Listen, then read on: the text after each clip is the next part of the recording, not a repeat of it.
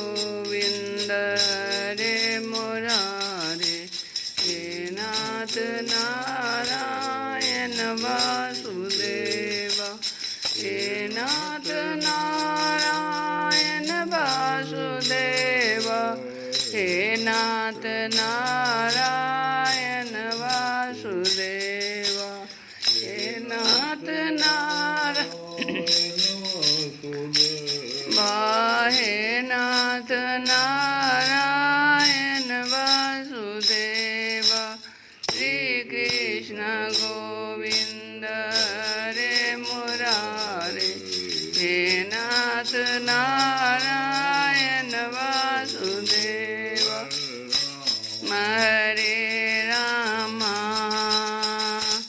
राम राम हरे हरे, हरे कृष्ण कृष्ण कृष्ण कृष्ण हरे हरे, राम हरे राम राम राम हरे हरे, हरे कृष्ण कृष्ण कृष्ण हरे हरे, हरे राम राम राम हरे हरे, हरे कृष्ण कृष्ण कृष्ण हरे हरे।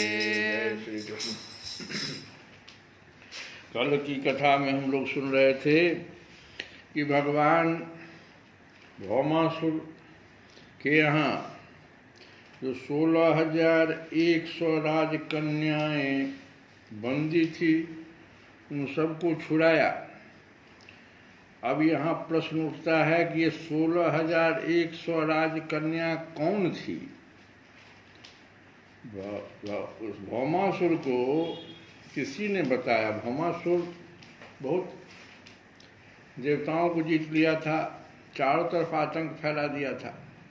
उसको किसी ने बताया कि कृष्ण नाम का कोई एक वृंदावन मथुरा में गोकुल में आया है जो रास रचाता गोपियों के साथ। तो कहा भाई वो एक लड़का नन्हा सा ऐसा करता है तो हम क्यों नहीं कर सकते, हम तो इतने शक्तिशाली हैं।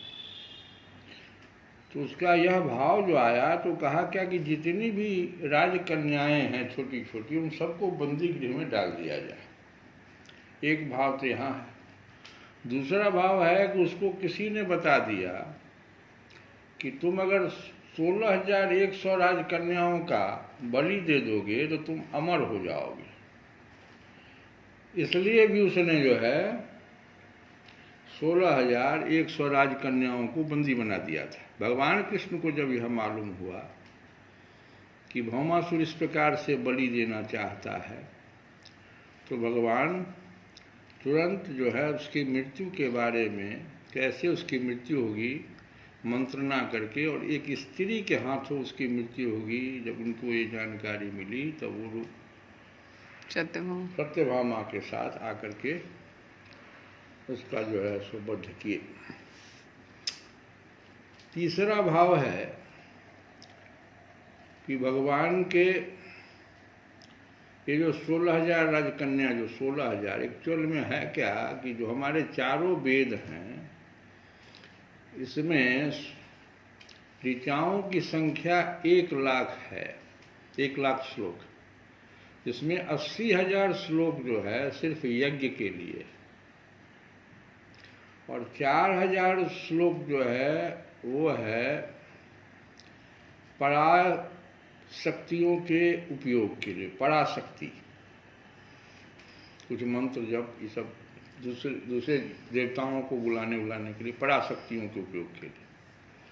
तो 80,000, 84,000, अब 16,000 जो बच जाता है वो गृहस्थों के लिए है, आम लोगों के उपयोग के लिए है, और वो भक्ति प्राप्त करने के लिए, भगवान की भक्ति प्राप्त करने के लिए 16,000 वेदों की ऋचाएँ हैं जिनको 80,000 गृहस्थ का जो है भगवान को दे करके, माने विवाह, भगवान के साथ विवाह मतलब क्या, भक्ति दे करके भगवान की भक्ति बदले में लेता है गृहस्थ। एक ये अर्थ भी रहा है। अब भौमासुर को वध करने से पहले भगवान का नाम मुरारी क्यों पड़ा? भौमासुर को वध करने से पहले भगवान मूल नाम का एक राक्षस जो कि मंत्री था उसका वध किए। तो मूल का जो वध किए, इसीलिए भगवान का नाम मुरारी पड़ा। भगवान के परिवार की जनसंख्या के बारे में कहा जाता है कि 56 करोड़ सिर्फ भगवान का अपना फैमिली था। कैसे? भगवान के प्रत्येक स्त्री से 10-10 लड़के और एक लड़की, तो 16,108 गुने 10, इतने तो उनके हो गए अपने ही बच्चे और लड़कियां। और उन सबों से फिर जो है पोता पोती नाती नतनी सबको जब गिना गया तो 56 करोड़ जनसंख्या सिर्फ भगवान के अपने परिवार का था। और उसको बुलाने की क्षमता उस समय में किसी भी राजा के पास नहीं थी, सिर्फ पांडव के पास।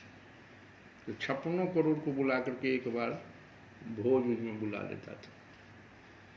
इससे आप अंदाजा लगाइए कि भगवान कितने बड़े परिवार के मुखिया थे। और इसका दूसरा अर्थ जो है, ये तो भौतिक अर्थ है, दूसरा अर्थ जो बहुत बड़ा है वो ये है कि भगवान का संपूर्ण चरित्र जो है वो संघर्ष से भरा हुआ है। भगवान ये उपदेश देना चाहते हैं अपने कार्य के द्वारा कि जीवन संघर्षमय है। भगवान का जन्म, अभी एक बार कैद में किसी का, जेल में अगर किसी को हो जाए कुछ 10 दिन के लिए तो आदमी थर्रा जाता। भगवान का जन्म ही जेल में हो गया। भगवान अभी 12 घंटा भी नहीं हुआ कि उनको लेकर के गोकुल पहुंचा दिया गया। और वहाँ भी ऐसा ऐसा कांड हो गया कि मौसी तुरंत आ गई दूध पिला के मारने के लिए। फिर जो है और सब राक्षस सब आए। और जब बहुत उपद्रव होने लगा गोकुल में तो 4 वर्ष के भगवान थे तो छोड़ करके वहाँ से वृंदावन चले आए। और जब भगवान 11 साल 56 दिन के मात्र हुए थे तो भगवान को कंस बुला लिया मथुरा कि आ जाओ भगिना। फिर कंस को मारना पड़ा। और कंस को मारे भी नहीं थे कि कंस का जो समधी था जरासंध, वो 17 बार 23 अक्षौहिणी सेना से भगवान पर आक्रमण कर दिया।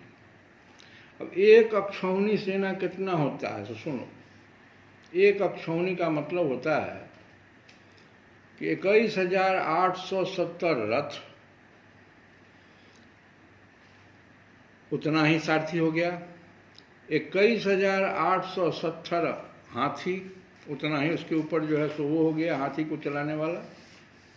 और 65,610 घोड़ा, तो उस पर भी एक एक सवारी ले लिया। और 1,09,350 पद सेना, ये एक अक्षौहिणी सेना कहलाता है। ऐसा ऐसा 23 अक्षौहिणी सेना के साथ जो है एक बार आक्रमण करता था जरासंध। और भगवान 17 बार उस आक्रमण को विफल किया, 18 बार भाग गए, क्योंकि जरासंध को मारना नहीं चाहते थे, भी मारेगा। तो भगवान जो है इतना संघर्षमय जीवन होने के बावजूद भी इतनी बार शादियां करके और इतने बड़े परिवार का मुखिया होकर के भगवान एक बार, एक बहुत बड़े महात्मा का है कि अमेरिका से एक महिला आई और भारत के पूरे क्षेत्र में जितने भी मंदिर थे सब में भगवान का दर्शन किया। अंत में जब वो वृंदावन गोकुल आई और भगवान का दर्शन किया तो वो बहुत देर तक निहारती रही, आंख से झरझर आंसू बहने लगा। तो पूछे वहाँ पर महात्मा जी कि आप क्यों रो रही है? तो हम आपके पूरे भारत में घूमे, सभी भगवान कोई न कोई शस्त्र अस्त्र लिए हुए हैं, लेकिन एक यही भगवान है कि इतना संघर्षमय जीवन होने के बावजूद भी मुरली लेके बजा रहे हैं। तो इनसे शिक्षा मिल रही है कि जीवन जो है संघर्षमय है, और जो व्यक्ति इस संघर्षमय जीवन में मुरली बजाते हुए मुस्कुराते हुए जी लेता है, वही व्यक्ति महापुरुष कहलाता है। ये जो है 16,108 शादी का यहाँ पर उपदेश है। तो अब आज की कथा में श्री सुखदेव जी कहते हैं, परीक्षित, एक दिन समस्त जगत के परमपिता और ज्ञानदाता भगवान श्री कृष्ण रुक्मिणी जी के पलंग पर आराम से बैठे हुए थे। भीष्मक नंदिनी श्री रुक्मिणी जी सखियों के साथ अपने पतिदेव की सेवा कर रही थी, उन्हें पंखा झल रही थी। परीक्षित, जो सर्वशक्तिमान भगवान खेल खेल में ही इस जगत की रचना, रक्षा और प्रलय करते हैं, वही अजन्मा प्रभु अपनी बनाई हुई धर्म मर्यादाओं की रक्षा करने के लिए दो बंसियों में अवतीर्ण हुए हैं। रुक्मिणी जी का महल बड़ा ही सुंदर था। उसमें ऐसे ऐसे चंदोबे लगे हुए थे, तने हुए थे, जिनमें मोतियों की लड़ियों की झालरें लटक रही थी। मणियों के दीपक जगमगा रहे थे। बेली चमेली के फूल और हार महक रहे थे। फूलों पर झुंड के झुंड भौने गुंजार कर रहे थे। सुंदर सुंदर झरोखों की जालियों में से चंद्रमा की शुभ्र किरणें महल के भीतर छिटक रही थी।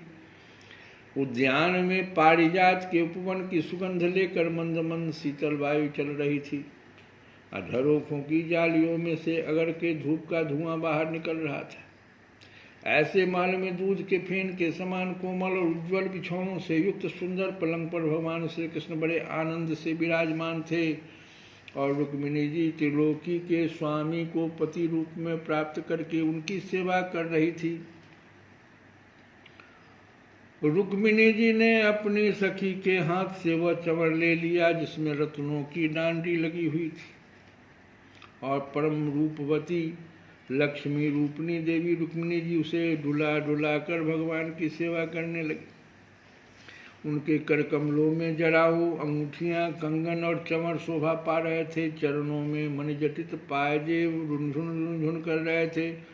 अंचल के नीचे छिपे हुए केसर की लालिमा से हार लाल लाल जान पड़ता था और चमक रहा था।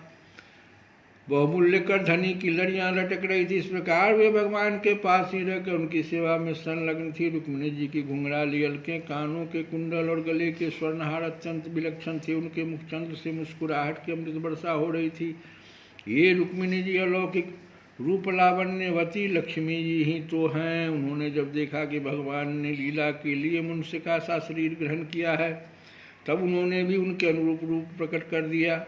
भगवान श्री कृष्ण यह देखकर बहुत प्रसन्न हुए कि रुक्मिणी जी मेरे परायण हैं, मेरी अनन्य प्रेयसी है। तब उन्होंने बड़े प्रेम से मुस्कुराते हुए उनसे कहा, श्री कृष्ण गोविंद हरे मुरारे।